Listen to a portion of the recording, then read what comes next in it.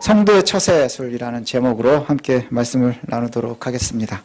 제가 제목을 놓고 좀 고민을 했습니다. 처세술이라는 단어가 너무 세속적인 표현인 것 같아서 처세하면 사람들이 좀 약간 좋지 않은 이미지가 좀 많이 있지요. 그래서 제가 고민을 하다가 사전을 찾아보니까요.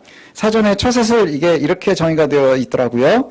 세상을 살아가면서 상대 관계에서 능동적이고 다양한 활동과 판단 결정을 하게 되는 사고력 행위, 이렇게 정의가 되어 있더라고요. 그러니까 다시 말하면 뭐냐면 우리가 살아가면서 만나게 되는 여러 상황이나 처지, 관계 속에서 우리가 어떻게 올바른 선택을 할 수 있을까 하는 사고력과 행위력, 이걸 갖다 처세술이다 이렇게 이야기를 합니다. 이게 굉장히 중요한 능력이지요. 이 처세술이요.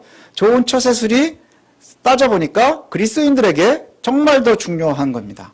우리가 어떻게 살아가면서 부딪혀가면서 잘 선택할 것이고 잘 또 견뎌낼 것이냐 하는 이야기지요. 그리스도인들이 살아가야 되는 곳이 바로 어디예요? 이 세상입니다. 하나님께서 따로 나누어 놓지 않으셨거든요.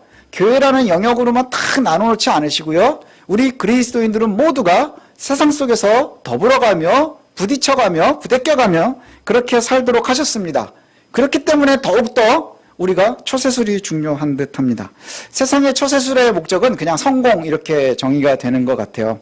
그래서 처세술에 관련된 책들을 보면 어떻게 하면 우리가 많은 돈을 벌 것이냐, 높은 권좌에 얻을 것이냐, 좋은 인간관계들을 잘 만들어낼 것이냐 하는 것에 집중되어 있다면 성경이 이야기하는 것은 조금 다른 것 같습니다.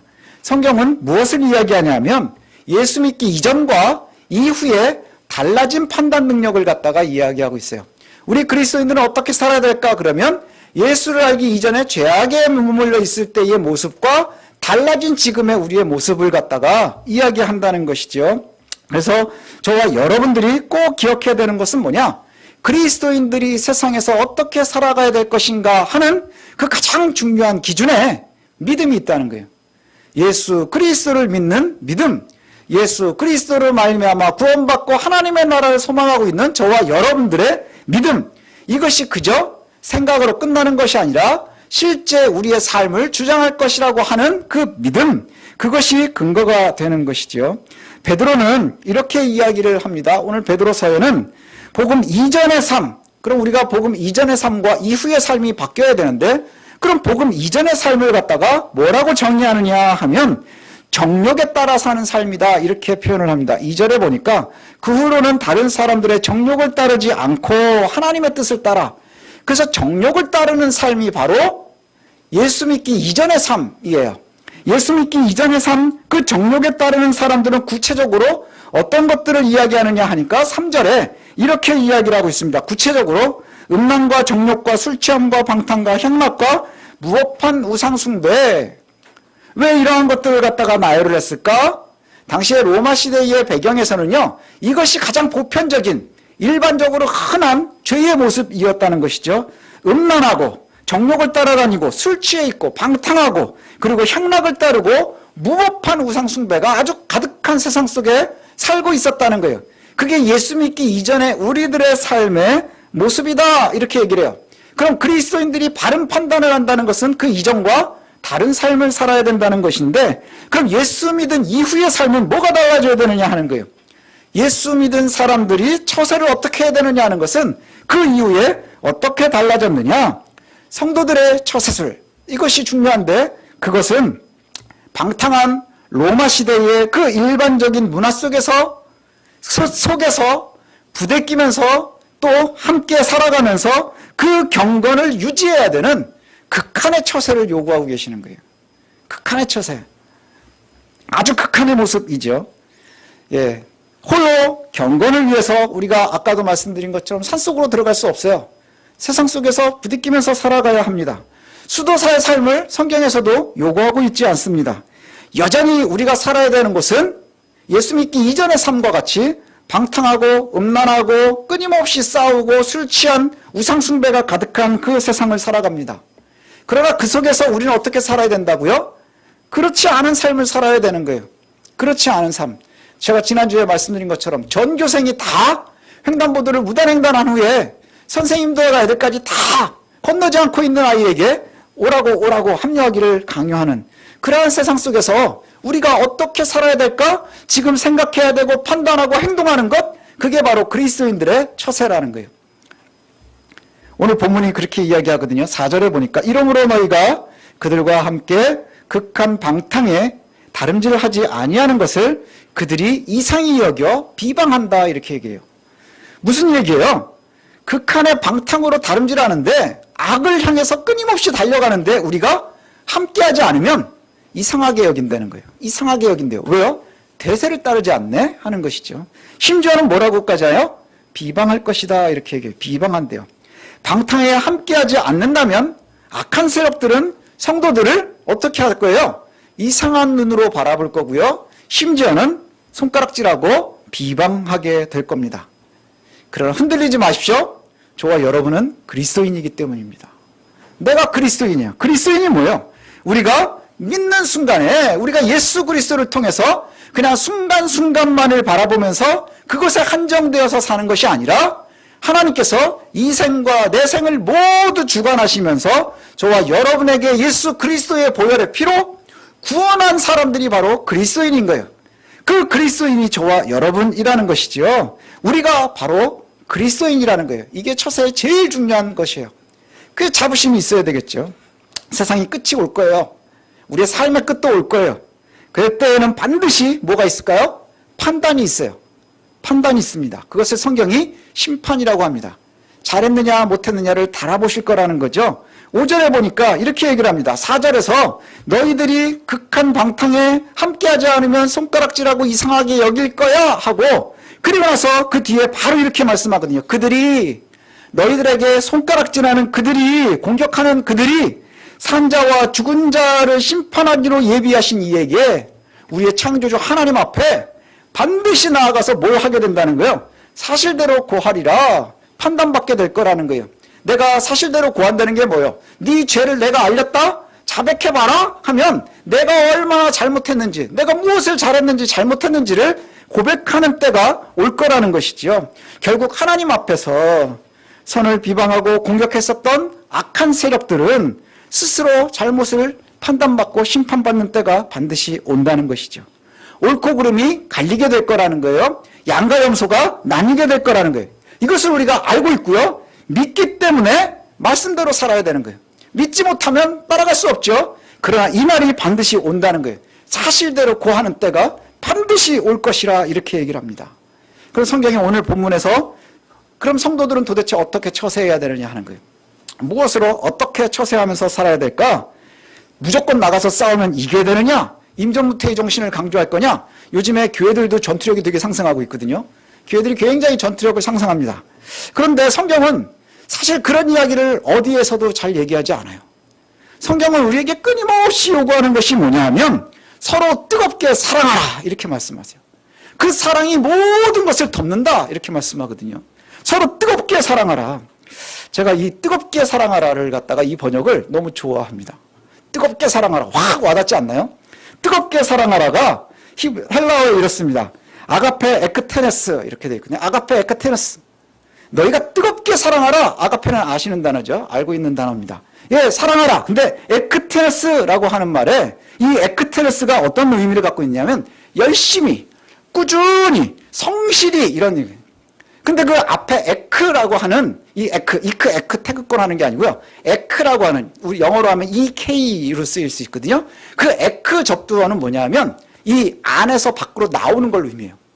아주 중심, 가장 중심에서 밖으로 튀어나오는 힘을 갖다 이야기하거든요. 그럼 너희가 뜨겁게 사랑하라. 이 얘기는 뭘까요? 너희가 사랑하는데 어디에서부터 시작되는 거예요? 너희의 중심 가장 속에서부터 시작해서 쉬지 말고 꾸준히 뜨겁게 사랑하라 하는 거예요. 왜 중심에서부터 나와야 될까요? 두 가지가 있는 것 같아요. 하나는 그 중심에 성령께서 우리와 함께 하시니까. 성령으로 말미암는 거예요. 우리는 연약하지만 하나님이 우리와 함께 하시기 때문에 성령 하나님이 우리와 함께 하시니 그렇게 뜨겁게 사랑하는 것이고, 또 하나는 뭘까요? 중심에서부터 나온다는 것은 주변의 여건이나 상황이나 처지에 흔들리지 않는 사랑인 거예요. 내가 사랑할 만하니까 하는 게 아니고요. 내가 힘들지만 어렵지만 주변의 여러 상황이 바뀌어도 뭘 해야 하는 거예요? 내가 중심으로부터 시작되는 사랑이요. 여의치 않고 힘들고 외부의 상황이 끊임없이 바뀌어도 내 속에 있는 것은 바뀌지 않는 거예요. 왜요? 흔들리지 않아요. 가장 중심에 있으니까. 그렇게 사랑하라. 그 사랑은 허다한 죄를 다 덮는다. 다 덮는다. 해결의 능력이 거기에 있는 거예요. 임전문퇴의 정신으로 나가서 싸우고 구호하는 것으로 이기는 게 아니라 성경은 끊임없이 우리에게 너희는 서로 뜨겁게 사랑하라. 사랑이 허다한 죄를 덮느니라. 분명하게 이렇게 말씀하고 있어요. 에크테네스의 사랑, 꾸준히 사랑하는 것, 열심히 사랑하는 것, 변하지 않으면서 사랑하는 것, 그리고 너희가 서로 대접하는 거예요. 원망하지 말고 서로 대접하래요. 싸우란 이야기는 나오지 않습니다.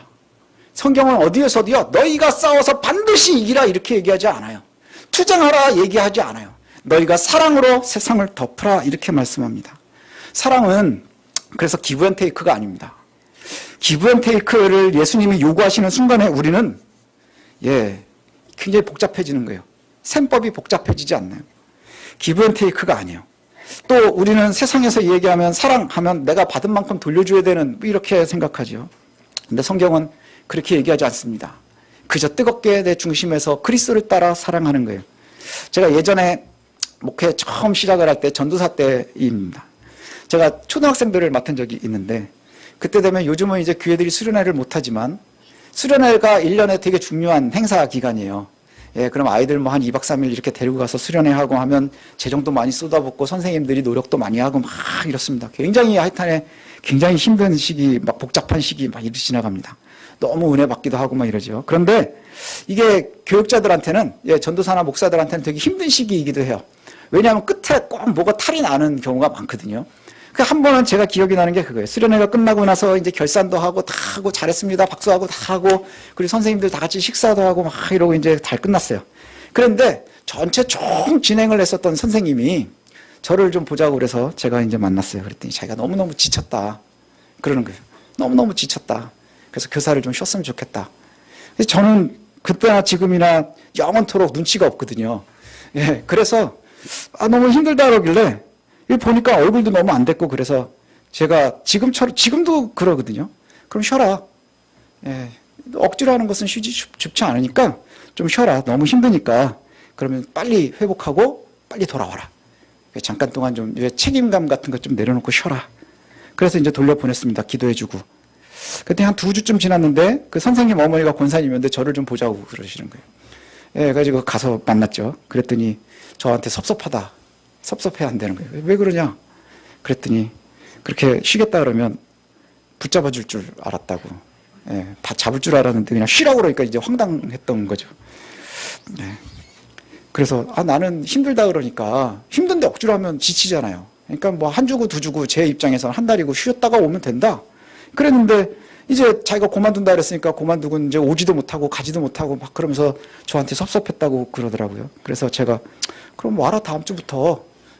뭐 그걸 가지고 그러냐. 나는 그런 의도가 아니었고 이러한 의도였다. 그러니까 다음 주부터 와라 그랬더니 그 다음 주에 떡 해가지고 왔더라고요. 괜히 떡값 만든 거죠. 제가 왜 이 말씀을 드리냐면 교회는 섬김으로 돌아갑니다. 그죠? 교회는 섬김하고 봉사예요. 그런데 이 섬김이나 봉사는 너무 아름답고 중요한 사역입니다.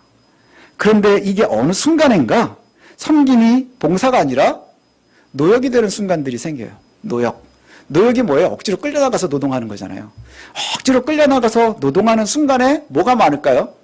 섬김일 땐 감사가 넘치지만 노역일 땐 원망이 나오는 거예요. 왜 그럴까요? 우리의 시각이 하나님을 바라보는 게 아니라 사람을 보는 순간에 노역이 되는 거예요. 내가 원하는 만큼 인정해주지 않으면 내가 지쳐요. 하지만 하나님을 바라볼 땐 항상 감사한 것이죠. 왜요? 내 역할이 있으니까. 제가 농담처럼 얘기하는 것처럼 하나님 내가 쓸모가 있을 때 감사한 거예요. 아직도 내가 쓸모가 있구나 할 때 그것을 알 때 감사한 것이죠. 성도들이 말하는 것도 하나님을 위해서 해야 되는 거예요. 하나님을 바라보면서 섬기는 것도 역시 그와 같아야 한다는 것이죠. 11절을 보니까 이렇게 말씀하거든요. 만일 누가 말하려면 하나님의 말씀을 하는 것 같이 하고 누가 봉사하려면 하나님이 공급하시는 힘으로 하는 것 같이 하라. 이거 우리가 꼭 기억하셔야 돼요. 누가 말할 때 하나님 말씀하시는 것처럼 말해야 돼요. 그리고 우리가 함부로 말할 수 없겠죠. 사랑의 말을 해야 될 거예요. 섬김의 말을 해야 될 거예요. 또 하나님 뭔가를 봉사하려면 하나님 공급하시는 힘으로 해야 돼요. 내가 능력이 있어서 하는 것처럼 하면 본전 생각나는 거예요. 하나님께서 주시는 은혜로 받은 그것을 하듯 해요. 그러면 예수 그리스도로 말미암아 하나님의 영광을 받게 하려 하심이라, 이 얘기요. 우리가 처세라고 하는 말로 시작을 했지만요, 하나님의 백성들이 해야 되는 일에는 가장 중요한 얘기가 있어요. 그게 뭐냐? 나의 모든 말과 행동은, 그리스도인들의 모든 말과 행동은 예수 그리스도를 통해서 여호와께서 영광 받으시게 하기 위함인 거예요. 우리의 역할이 거기에 있는 거예요. 내가 칭찬받기 위함, 내가 무엇을 하기 위함이 아니라, 오늘 본문이 그렇게 이야기하거든요. 나의 모든 말과 행동은 모두 예수 그리스도를 통해 하나님께 영광을 돌리기 위함인 거예요. 그러니 사람들의 시야를 사람들을 갖다 바라본다면, 손가락질할 때에 우리를 손가락질하고 그 다음에 욕할 때에 우리가 견딜 수 없는 거예요. 그러나 우리는 그때 서서, 횡단보도의 반대쪽에 서서 하나님을 바라보는 거예요. 이때 내가 어떻게 해야 될지, 무슨 생각을 해야 될지, 그때를 바라보는 것이죠. 성도들은요, 그래서 성경도 이렇게 얘기합니다. 너희들이 잘못한 것 때문에 손가락질 당하지 말어. 너희들이 거짓말하는 거, 우상숭배하는 거, 이 잘못하는 것 때문엔 절대로 손가락질 당하지 마라. 그러나 하나님의 영광을 위해서, 하나님의 사역에서 우리가 손가락질 당한다면 감사하라는 것이죠. 왜일까요? 그것이 내가 살아있고 내가 올바로 가고 있다는 표시점이 되는 거예요. 아, 내가 잘 가고 있구나. 여러분들 운전하면서 처음으로 가는 길, 우리의 인생은 다 처음 가는 길이잖아요. 처음으로 가는 길에 이게 길인가 막 고민할 때 언제 여러분들이 확신이 서요? 표지판을 볼 때요. 그 표지판이 바로 우리가 어려움을 당할 때라는 거예요. 내가 믿음으로 어려움을 당하고 있다면 그게 표지판인 거예요. 아, 내가 잘 가고 있구나. 감사해야 한다는 것이죠. 실제로 예수 그리스도를 따라서 하나님께 영광을 돌리기 위해서 이웃을 사랑했을 때 성경대로 하면 항상 영광이 돌아오지 않아요, 우리에게. 오히려 저도 살아보니까 사랑하면 배신이 다가올 때가 많아요. 원망을 받을 때도 많아요. 저도 그런 적이 많이 있거든요. 유난히 더 마음 두고 사랑하면 배신으로 돌아올 때가 많아요. 그래서 제가 그것 때문에 오랫동안 마음에 두고 힘들어하고 괴로웠었던 적도 있는데, 그때 왜 그렇게까지 괴로웠을까? 그랬더니요, 내가 지한테 한 게 있는데 이 생각이 드는 순간에 원망이 커지는 거더라고요. 내가 너한테 한 게 얼만큼인데, 내가 너한테 이만큼까지 했는데 하는 순간 그 원망이 커지는 거예요. 그러나 내가 그때 했었던 그 섬김과 봉사가 하나님의 영광을 위해서 했었던 거면 하나님께서 걷어가셔야 되는 거거든요. 그럼 내가 원망할 필요가 없는 것이죠. 성경은 계속해서 아까도 드린 것처럼 말씀 이렇게 합니다. 너희가 살인이나 도적질이나 괴롭히는 것, 너희의 잘못된 것 때문에 고난받지 않도록 하라. 그러나 성도의 참 성도다움 때문에 고난을 당한다면 부끄러워하지 마십시오. 그 고난은 여러분이 하나님의 나라를 향해서 잘 달려가고 있음의 표시인 거예요. 예, 그 표시인 거예요. 그러니 저와 여러분들이 그 고난을 만약에 만난다면, 때로는 내가 사랑했지만 사람들이 배신한다면, 때로 그것 때문에 어려움을 당한다면 다시 한번 되돌아보십시오. 그리고 잠깐 서서 내가 잘 살고 있구나 하는 표지판을 하나님 보여주시는 거예요. 제가 말씀드렸죠. 그리스도인들의 처세는 이 세상에서 악 속에서도 하나님을 따라가야 되는 극한의 처세를 요구하고 계시는 거예요. 이제 우리가 올바른 삶을 사는 것이 그렇게 쉽지는 않습니다. 그러나 성경이 우리에게 요구하는 것처럼 뜨겁게 사랑하십시오. 뜨겁게 사랑하십시오. 내 중심 속에 있는 하나님 주시는 마음으로 내가 흔들리지 않고 꾸준히 바깥의 여러 영향에 흔들리지 않고 꾸준히 사랑하십시오. 그러면 사랑이 모든 죄를 덮습니다. 이제 말씀을 마치고자 합니다. 결론을 1절로 돌아가서 다시 보려고 합니다. 1절. 우리 아이들이 성경 공부할 때에 읽는 1절하고를 같이 읽어드리면, 저희 어른들 가지고 있는 개역개정은 그리스도께서 이미 육체의 고난을 받으셨으니 너희도 같은 마음으로 갑옷을 삼으라. 이는 육체의 고난을 받은 자는 죄를 그쳤음이니, 이렇게 되어 있고요. 우리 쉬운 성경에는 조금 더 잘 풀어서 해석이 되어 있는데, 그리스도께서도 고난을 받으셨습니다. 그러므로 여러분 자신도 그리스도와 같은 마음으로 무장하십시오. 고난을 겪은 사람은 죄와 관계를 끊은 사람입니다. 이렇게 되어 있어요. 우리가 그리스도께서 고난의 길을 가셨어요. 우리가 성경에 어디를 봐도 그리스도께서 왕의 권위에 있은 적이 없으세요. 왕궁에 계신 적이 없어요. 늘 들에 계셨고 병자와 함께 하셨고 악한 자들과 함께 있었고 예수 그리스도를 찾는 그곳에 계셨습니다. 그리스도께서 고난을 받으셨어요. 그리스도인들은 그 뒤를 따라가는 사람들입니다. 그리스도와 같은 마음으로 무장을 해야 한다고 합니다. 그리고 고난을 겪는 사람은 우리가 그리스도 때문에 고난을 겪고 있다면 뭐라고 답이 되어 있어요? 그 사람들은 죄와 관계를 끊은 사람입니다. 그러면 예수 그리스도를 믿어 거듭난 사람들은 뭐가 따라오는 거예요? 고난이 따라오는 거예요. 그러니 그것을 능히 감당하면서 힘들어하고 괴로워하기보다는 하나님 아직 내가 쓸모가 있군요. 하나님 내가 잘 가고 있군요. 하는 그 은혜를 볼 수 있었으면 좋겠습니다. 그리스도인은 결국 그리스도의 뒤를 따르는 사람입니다. 그리스도의 길은 고난의 길이었고 그러나 궁극에는 승리의 길인 것. 이것을 우리가 믿으니 버티는 것이죠. 결국엔 질지도 몰라 하면 가는 거 아니죠. 그러나 이미 우리의 길은 승리로 무장되어 있습니다. 참 그리스도의 길을 가서 하나님의 나라에 하나님 앞에 설 때에 그때 승리하는 저와 여러분들 되시기를 소원합니다. 여러분 고난이 있습니까? 살아가면서 어려움 때문에 힘드십니까? 잘 가고 계시는 거예요. 잘 가고 계시는 겁니다. 그 고난의 때마다 주님께서 우리에게 네가 잘 오고 있구나 라고 은혜해 주시는 것임을 놓치지 않았으면 좋겠습니다.